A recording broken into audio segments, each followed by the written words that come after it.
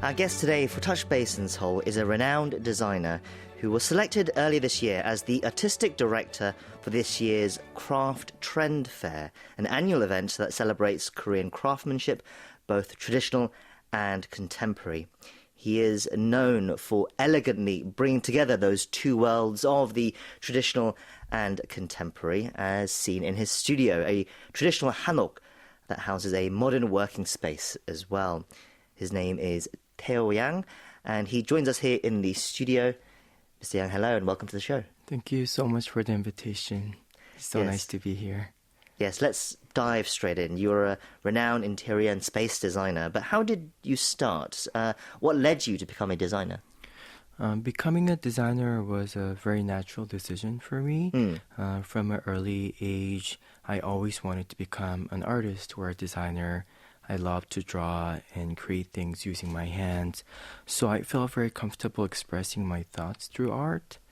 I believe realizing what you want to do in life in a very early stage is a huge benefit, and I do feel lucky. And I also love to study and read about history, and I think the best part about this job is that you get to learn all the beautiful things and meaningful things that the human race has created. Sure. So even from a young age, you were drawn to art. You were drawn to, you had an eye for the aesthetics. Yes. Was it perhaps modern designs that you liked as you were growing up, or was it traditional, or was it both for you?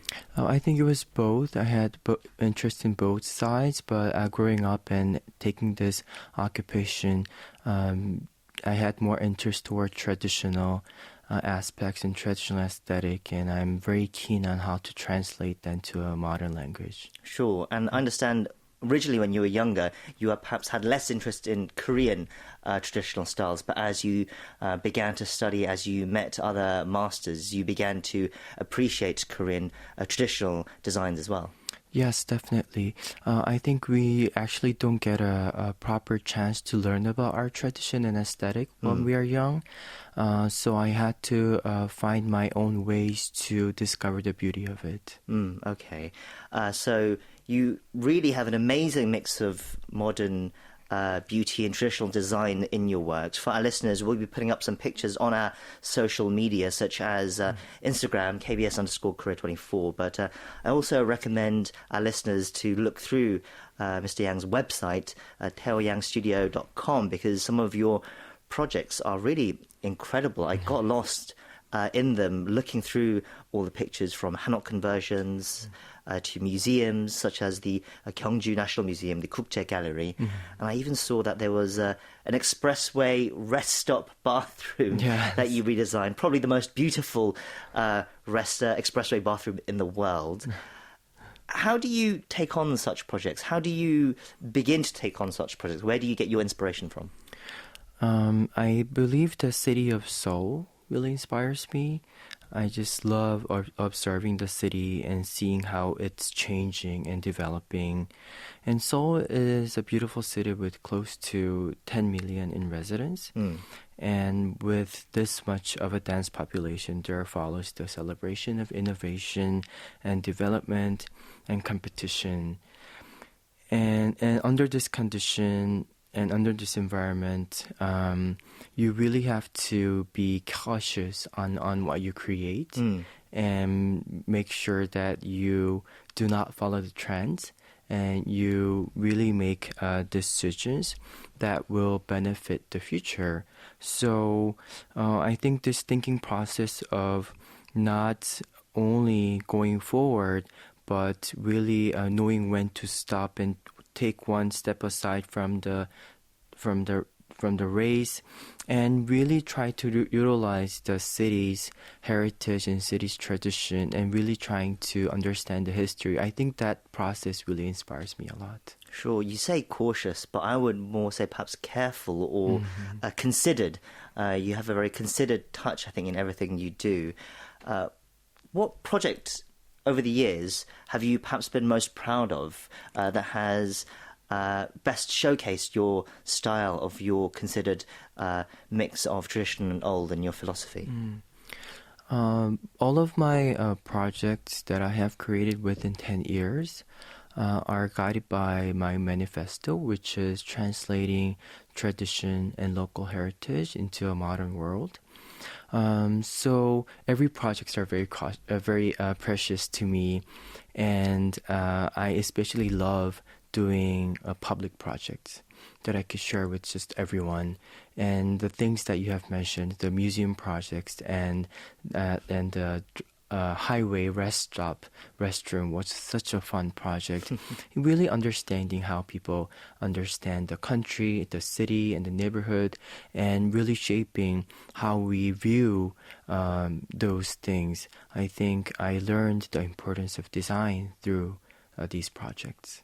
Again, your choice of word manifesto, I think, again, is interesting. It shows that you have a very clear philosophy about what you want to do. You received international recognition for your work as well. In 2021, you were featured in the Phaidon Press by Design, the world's best contemporary interior designers, a showcase of the world's most innovative interior designers. What do you make of such recognition, especially such international recognition? Why do you think you have succeeded the way you have? I think the manifesto actually helped me to get to where I am at the moment.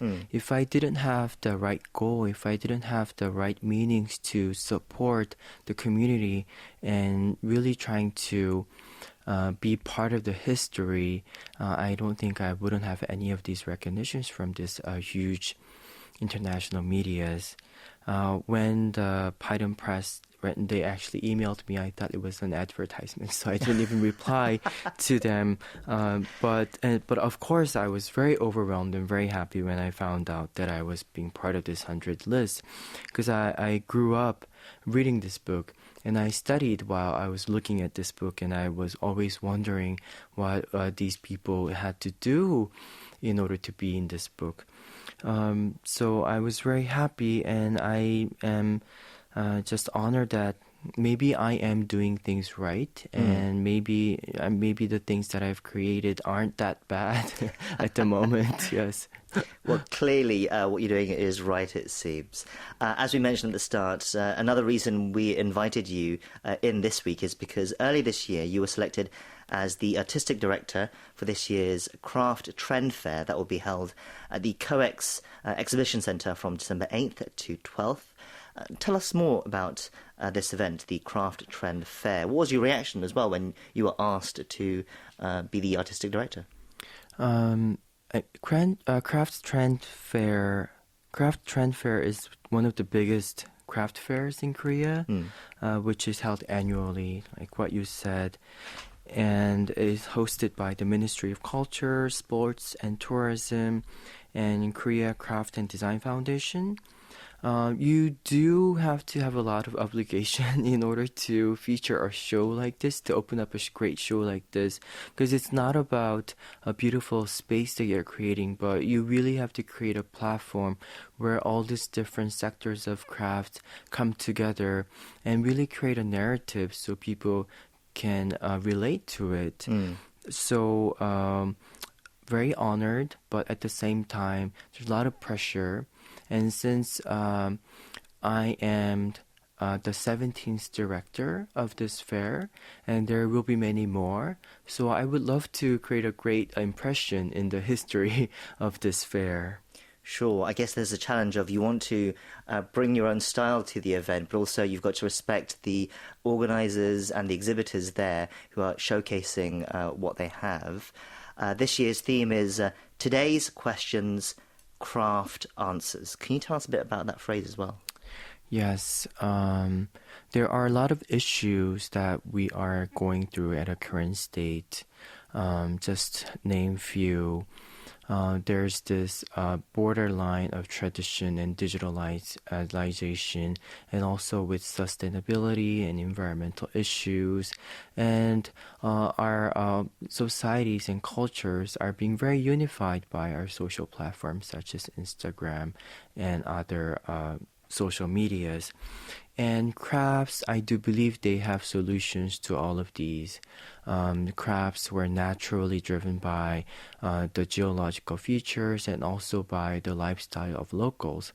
And all the materials from the crafts are from nature, and it's crafted in using methods that really respects both human and the nature.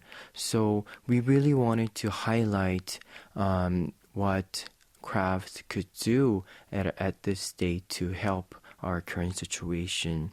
So to rephrase that again, there are several roles that crafts play in our society, and that is for first inheriting tradition, and second is conveying human sensibilities via handicrafts, and third is contributing to promote the use of sustainable materials and methods. And I believe these are the attributes that provides answer to the problems of our time.